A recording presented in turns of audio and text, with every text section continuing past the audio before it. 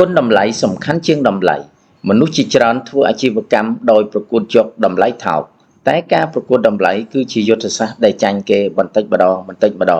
កុំប្រកួតតម្លៃជាមួយគេត្រូវប្រកួតគុណភាពផលិតផលសេវាកម្មនិងបទពិសោធន៍អតិថិជនតម្លៃថោកធ្វើឲ្យចំណេញតិចតម្លៃថោកធ្វើឲ្យអ្នកមិនអាចរក្សាគុណភាពល្អបានតម្លៃថោកទាក់ទាញតែអតិថិជនដែលមិនថិតថេរផ្ទុយទៅវិញគុណភាពល្អទាក់ទាញអតិថិជនរយៈពេលវែងសេវាកម្មល្អបង្កើតការសរសើរនិងការជួយផ្សព្វផ្សាយតគ្នាដោយស្ម័គ្រចិត្តបទពិសោធន៍ល្អធ្វើឲ្យអតិថិជនចាំជាប់ចិត្តចូលចាំពាក្យមួយនេះមនុស្សកំពុងស្វែងរកគុណតម្លៃមិនមែនតម្លៃថោកទេអតិថិជនចង់ទូទាត់ក្នុងតម្លៃខ្ពស់បើគេបានទទួលអ្វីដែលមានគុណតម្លៃច្រើនយុវជននិងការស្វែងរកអនាគតយុវជនកម្ពុជាសប្តាហ៍ថ្ងៃមានជម្រើសជាច្រើនក្នុងជីវិតដូចជាចាប់ផ្ដើមអាជីវកម្មផ្ទាល់ខ្លួនចូលក្រុមហ៊ុនឯកជនឬធ្វើការក្នុងស្ថាប័នរដ្ឋតែសារៈសំខាន់មិនមែនជាចំនួនជម្រើសទេ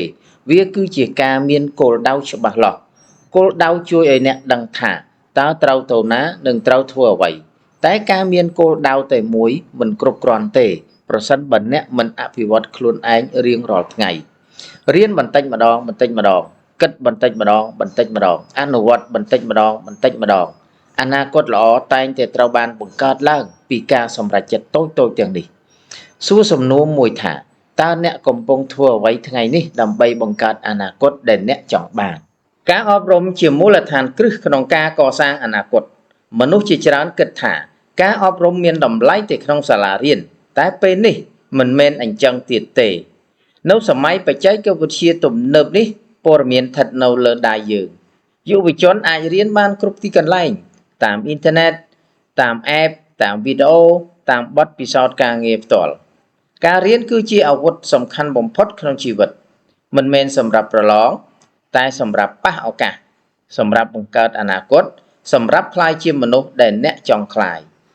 សូមសួរសំណួរចាំបាច់មួយថាតើថ្ងៃនេះអ្នកបានបន្ថែមចំណេះដឹងមួយចំណុចដើម្បីជួយអនាគតអ្នកហើយឬនៅកម្លាំងនៃវិន័យនៅក្នុងជីវិតយុវជនកត្តាមួយដែលជួយបង្កើតភាពខុសគ្នាដល់អនាគតបានច្បាស់ជាងគេគឺវិន័យមិនមែនជារឿងធំធេងឬត្រូវការអ្វីស្មុគស្មាញទេតែវាកើតចេញពីទម្លាប់តូចៗដែលអ្នកធ្វើរៀងរាល់ថ្ងៃវិន័យជួយឲ្យយើងអនុវត្តតាមគោលដៅរបស់យើងមិនងាករេចេញពីផ្លូវហើយជួយឲ្យមានការរីកចម្រើនប្រចាំថ្ងៃការមានកាលវិភាគច្បាស់លាស់ធ្វើឲ្យអ្នកដឹងថាតើត្រូវធ្វើអ្វីនឹងពេលណាភាពជោគជ័យមិនមែនមកពីការធ្វើអ្វីធំក្នុងមួយថ្ងៃទេវាមកពីការធ្វើអ្វីតូចទៀងទាត់រៀងរាល់ថ្ងៃដូចជាអាន10នាទីហាត់ប្រាណ10នាទីរៀងរាល់ថ្ងៃឬរៀនជំនាញថ្មីមួយឬក៏បំពេញកិច្ចការមួយដែលអ្នកតែងតែពន្យាពេលចូលចាប់ផ្ដើមពីថ្ងៃនេះកុំរងចាំអារម្មណ៍ល្អមិនត្រូវរងចាំការលើកទឹកចិត្តពីអ្នកណាម្នាក់ទេ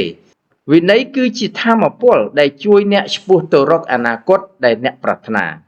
អ្នកណាមានវិន័យអនាគតរឹងមាំនិងមានជាប់ខ្លួនគេនេះជាអាជីវកម្មល្អបំផុតចំពោះបងប្អូនដែលមានមុខរបរលក់ដូររួចហើយនៅទូទាំងប្រទេសសម្រាប់បន្ថែមប្រភពរកប្រាក់ចំណូលអមជាមួយអាជីវកម្មមានស្រាប់របស់បងប្អូន KT ជា franchise អាជីវកម្មផ្លូវមន់ស្លាប់មន់បំពងចុងស្លាប់មន់ក្រឡុកនិងប្រហិតជាច្រើនមុខដែលជា brand របស់កូនខ្មែរបង្កើតឡើងជាង10ឆ្នាំមកហើយនិងប្រើផលិតផលក្នុងស្រុករបស់ខ្មែរសូមជួយគាំទ្រផលិតផលខ្មែរដើម្បីពង្រឹងសេដ្ឋកិច្ចខ្មែរ